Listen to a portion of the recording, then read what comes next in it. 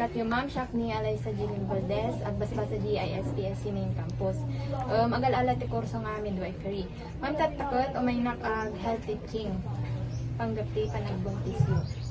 Napangkay nagpa-check up ma'am. Kaano di last ma'am?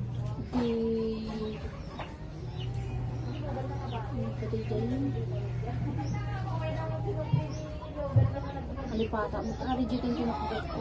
I see. Ti prenatal check-up ma'am kat daytoy kat important ti panagsikog. Daytoy kat ma-monitor no adaman ti possible nga complication ng baby dumating niyo. Next kat immunization. Dati na ito do kanya nga inject tetanus vaccine.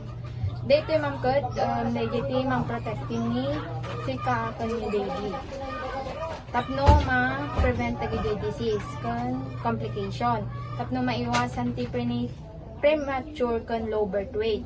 Tas ni baby mat ma'am no nayanak mangkat at dati may todo kanya na nga vaccine daytoy ti BCG kan Hep B. Daytoy matkat ti mang protect ni baby prevent ti Hep B from the mother. Ti sumaro na ma'am kat gestational diabetes. I think sakit ma'am kat dito sakit lang during pregnancy. Tapno maiwasan tayo dito kat manganti na susustansya nga makan. Nabigay ko nang na ti vegetable, prutas. Kan iwasan tayo ti mag soft drinks, flashlight. Tapno mga mapay na baby. Ma'am next kat dito exclusive breastfeeding. Ti pa nagpadede ti may sal daw kat 8 times a day. Agre-range suna ti 2 to 4 hours.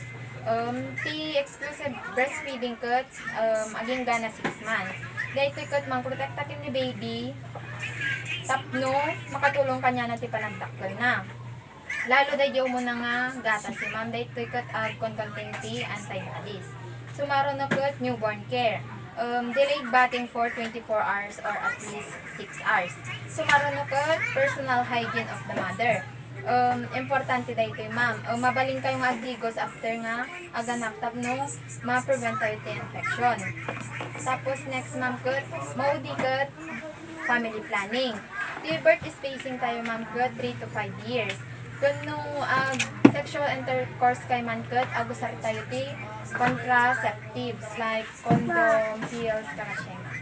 Kung day lang ma'am, thank you. Ta naka health teaching na kanya. Thank you po.